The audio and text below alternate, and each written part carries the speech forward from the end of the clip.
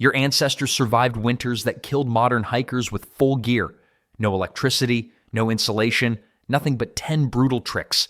And the third one? It's been illegal for over 200 years. Medieval winters weren't just cold, they were deadly. We're talking about temperatures that could kill you in your sleep if you weren't clever about survival. So what did people actually do? Well, the first trick sounds disgusting. Because it was. Peasants and soldiers would literally smear animal fat all over their exposed skin before stepping outside.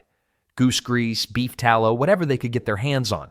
Just slathered it right on their faces and necks like the world's worst moisturizer. But here's the thing. It actually worked incredibly well. The fat created a waterproof barrier that trapped body heat close to your skin. Wind couldn't pull the warmth away. Think of it like wrapping yourself in a greasy, invisible blanket. Not glamorous, but effective. And knights, they had an even bigger problem. Try pressing frozen metal chainmail against bare skin sometime. Actually, don't. It causes cold burns almost instantly. So they'd render animal fat and apply it under their armor before winter battles. Smart, right? The science holds up too. Modern extreme cold athletes still use lanolin and petroleum-based products on exposed skin for the exact same reason. We just gave it fancier packaging. There's another benefit nobody talks about.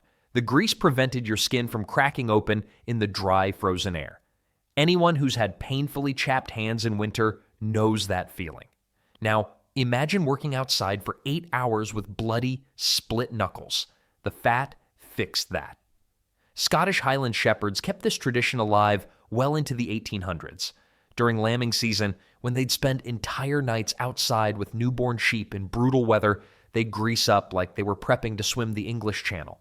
Makes you appreciate indoor heating, doesn't it? But smearing yourself with animal fat only helped when you were awake and moving.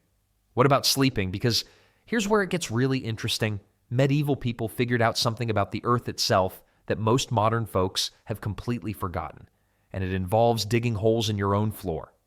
Now here's where medieval people got really clever with physics they didn't even know they understood. Digging down.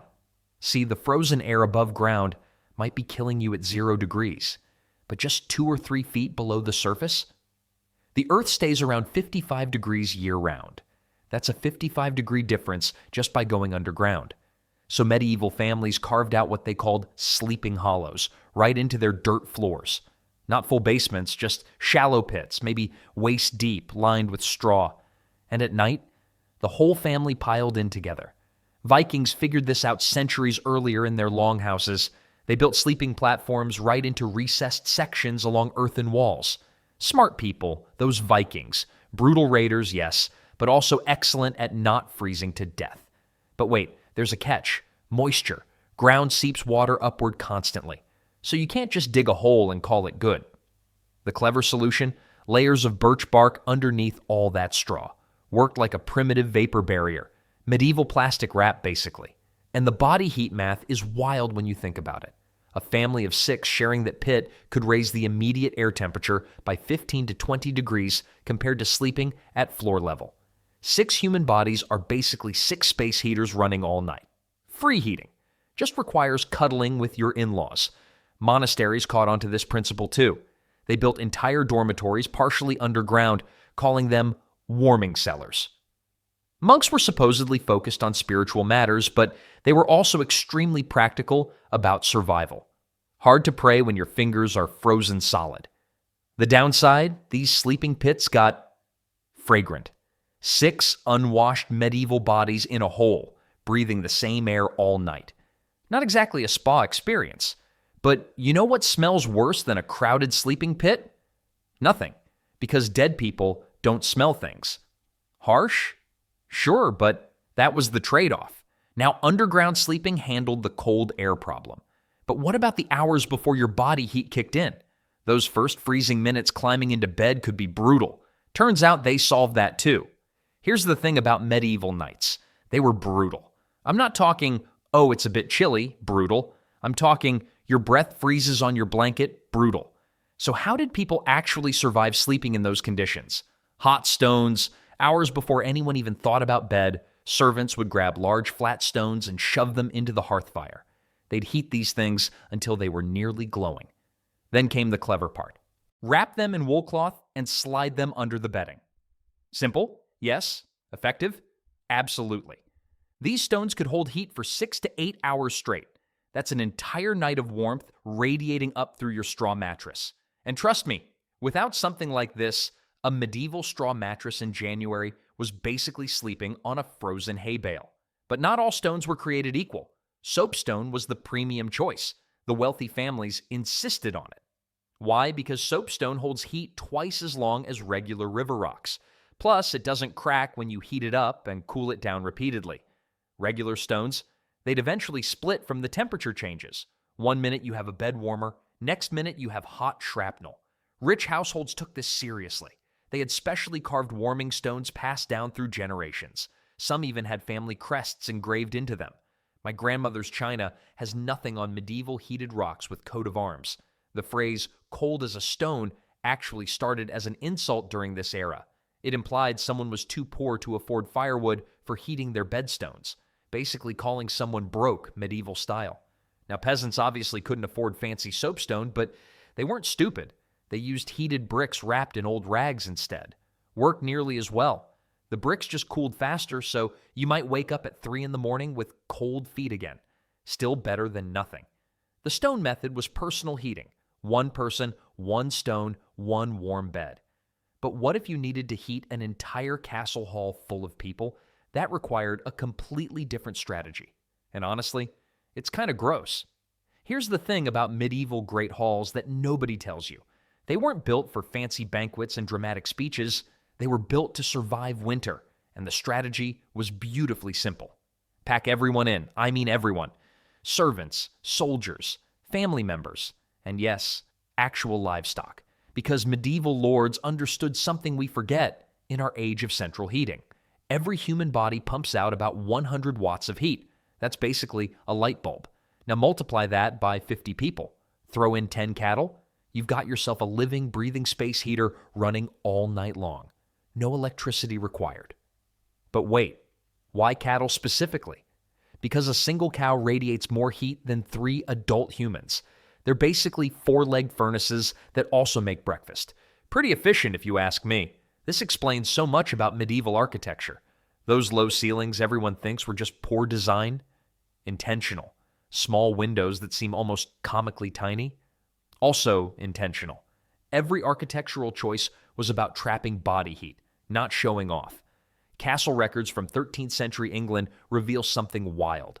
Some lords literally moved their entire household into one room from December through February. We're talking nobles sleeping in the same space as kitchen staff and stable boys. The arrangement was strategic too. Animals stayed on the ground floor. Humans slept above. Why? Heat rises. So all that cow warmth drifted up to where people were sleeping. Medieval HVS at its finest. And here's the part that makes me laugh. Modern engineers have actually calculated this. 50 people and 10 cows in an enclosed space generate roughly the same warmth as a 1,500-watt heater running nonstop. The downside? Well, the smell alone could wake the dead. Disease spread like wildfire. Privacy was basically a myth. You're sleeping 3 feet from someone you barely tolerate. But here's what they knew that we've forgotten. Discomfort beats death. Every single time. Speaking of clever ways to fight the cold from the inside out, the next trick involves something you probably have in your kitchen right now. Here's the thing about medieval winters. Your feet were always the first to betray you. Cold feet meant cold everything. And medieval healers figured out a solution that sounds absolutely insane, but actually worked. Ground mustard seeds. They'd mix them with flour and water to create this thick paste, then slap it directly onto the soles of your feet before bed. Within minutes, your feet would start burning.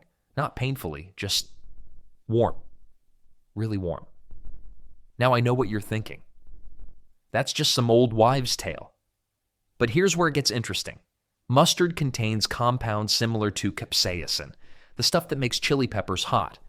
These compounds force your blood vessels to dilate, pushing more warm blood into your freezing toes. Modern science confirms this. mustard plasters genuinely increase skin temperature by 3 to 5 degrees Fahrenheit. Medieval peasants stumbled onto real medicine through pure trial and error. But there was a catch. Leave that paste on too long, and you'd wake up with blisters instead of warm feet. Experienced users knew the sweet spot was 15 to 20 minutes, then scrape it off. The warming sensation stuck around for hours after. Monasteries kept entire recipe books for these plasters, different strengths for different conditions, mild paste for a chilly night, strong mixture for when the weather got truly brutal. They treated it like a precise science. I tried a version of this once during a camping trip. Let's just say I left it on way too long. My feet felt like they'd been sunburned from the inside. Medieval people definitely learned that lesson the hard way, too. The best part? Mustard was cheap. Even the poorest families could afford it. Rich folks had expensive furs and roaring fireplaces. Poor folks had mustard paste and determination. And honestly, that determination was half of surviving medieval winters. They used every trick, every resource, every weird folk remedy they could find.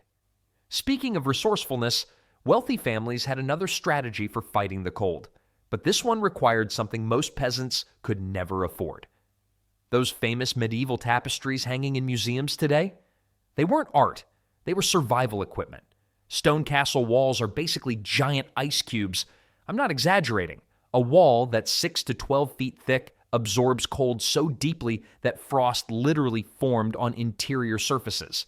You could be standing inside a castle with a roaring fire and still see your breath crystallizing against the wall behind you.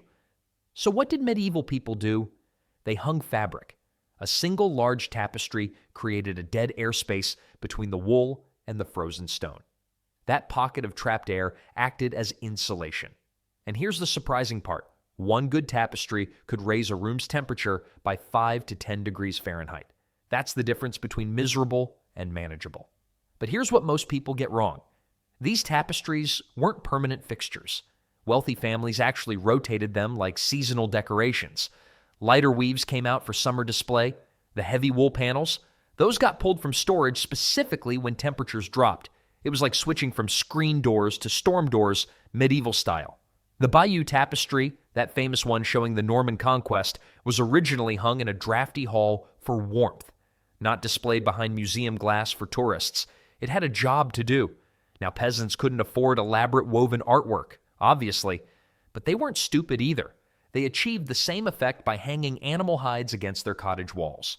Old blankets worked. Even bundles of dried rushes tied together and mounted on the wall created that crucial air gap. My grandfather used to hang old quilts over drafty windows in winter. Same principle. Some things just work regardless of the century. The genius wasn't in the materials. It was in understanding that you don't have to heat everything. You just need to stop the cold from radiating at you. Those massive stone walls were working against the inhabitants, constantly pumping cold into the room. Speaking of things that radiate heat in unexpected ways, the next trick involves something that breathes 30 times per minute. Here's the thing about medieval people and cold weather drinks. They figured something out that took us centuries to prove in a lab. Hot water helps. Sure, but it cools down fast, and so do you. Medieval folks noticed that certain spiced drinks kept them warm way longer than plain heated water ever could. And they were right. Ginger, pepper, cinnamon, these aren't just tasty. They contain compounds that actually raise your core body temperature by kicking your circulation into gear. Your blood moves faster. Your metabolism speeds up. You feel warmer because you genuinely are warmer. The most popular version was something called posset. Hot milk curdled with ale, loaded with spices. Sounds disgusting, I know, but physicians prescribed it specifically for surviving cold weather. This wasn't comfort food, this was medicine. Now here's where it gets interesting. Everyone assumes medieval people just drank alcohol to stay warm. Makes sense, right? You drink mead, you feel that warm flush. Problem solved, except that warm feeling is a lie. Alcohol actually drops your core temperature by dilating your blood vessels. All that warmth you feel is your body heat escaping through your skin. Medieval travelers who relied on booze for warmth often ended up dead in snowdrifts. The smart ones knew better. Monasteries took this seriously. They grew their own ginger. They maintained entire spice gardens specifically for winter drink preparations. Monks weren't messing around with survival, and the effects were measurable. A single cup of heavily spiced posset could keep a traveler warm for the first few miles of a winter journey. That might not sound like much, but when it's -18 outside, those miles matter. I tried making posset once. Curdled milk with spices, tasted like someone made hot chocolate wrong in every possible way. But 20 minutes later, I was genuinely warmer than usual. Sometimes the weird old recipes actually work, but drinks only help so much. Medieval people needed warmth they could carry with them, and what they came up with was basically a medieval hand warmer with fire under their clothes. Here's something that'll make you appreciate your morning shave a bit less. Medieval men didn't grow beards because they looked rugged or manly. They grew them because shaving in winter could literally kill you. Not directly, obviously, but losing that facial insulation meant losing up to 30% more heat from your face. In temperatures that could freeze spit before it hit the ground? That's not a fashion choice. That's survival math. And the Vikings? They took this dead seriously. In some Norse law codes, forcibly shaving a man's beard during winter months was legally considered assault. You could actually face punishment for it. Try explaining that one to a modern judge. The science behind it is simple. Hair traps air. Trapped air insulates. It's the exact same principle that makes modern fleece work. Except medieval people figured it out about 1,000 years before synthetic fabrics existed. Pretty clever for folks who thought tomatoes were poisonous. Women had their own version of this trick.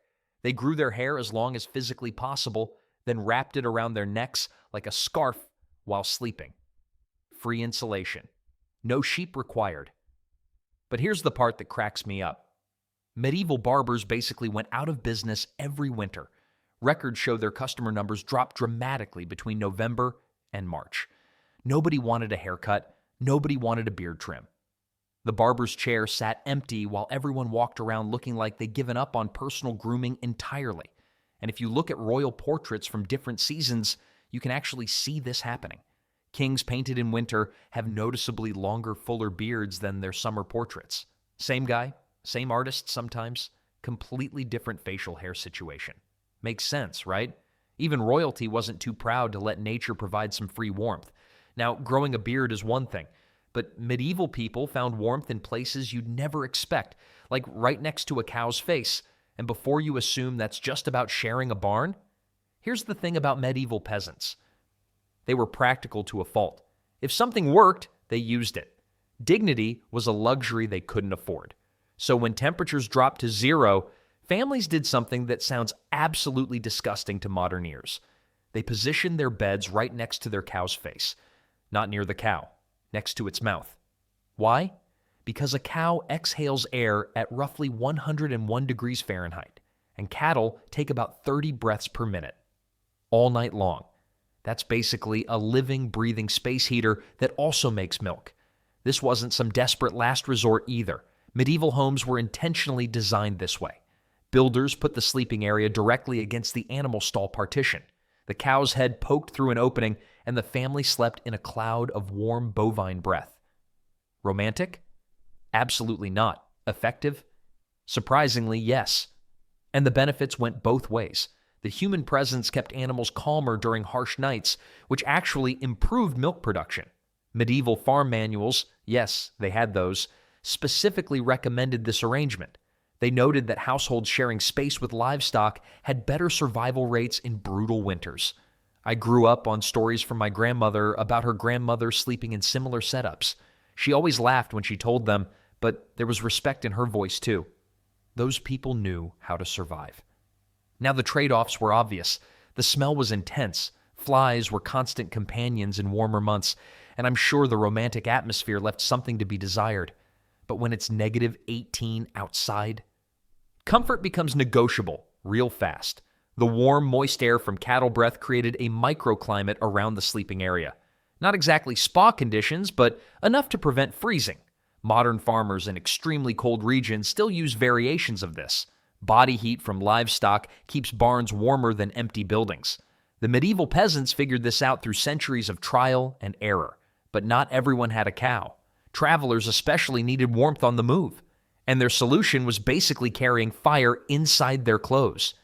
Here's the thing about medieval winters. You couldn't just stay indoors for 4 months. People had to travel. Merchants moved goods, soldiers marched, pilgrims made their journeys, and sitting in a cart for 6 hours at 0 degrees, that's how you lose fingers. So they invented portable heating. Medieval people carried small iron or clay baskets filled with smoldering coals hidden right under their cloaks. These fire baskets could burn for 4 to 6 hours on a single load of charcoal.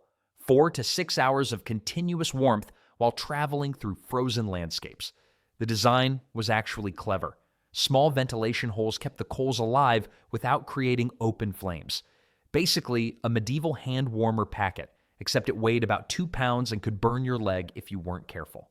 Priests loved these things. Stone cathedrals in winter dropped to freezing temperatures even during Mass. Standing still for 2 hours while someone droned on in Latin, your toes would go numb by the second reading. So clergy tucked these ember baskets into their robes and stood there looking holy while secretly staying toasty. Noble women took it further.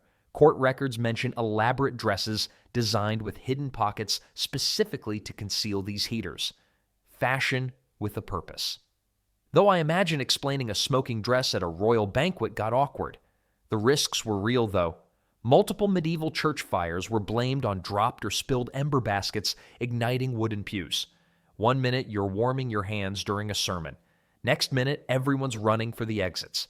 Makes those no open flames signs in modern buildings seem pretty reasonable. Traveling merchants carried larger versions in their carts. Some positioned them under blankets covering their legs. Others hung them from hooks near their seats. The smell of charcoal became associated with winter travel the way gasoline stations mark road trips today. And here's what all 10 of these tricks prove. Medieval people weren't just surviving winter, they were engineering solutions with whatever they had. Fat, dirt, stones, crowds, mustard, tapestries, spices, hair, cow breath, and portable fire. Brutal cold, brilliant adaptations.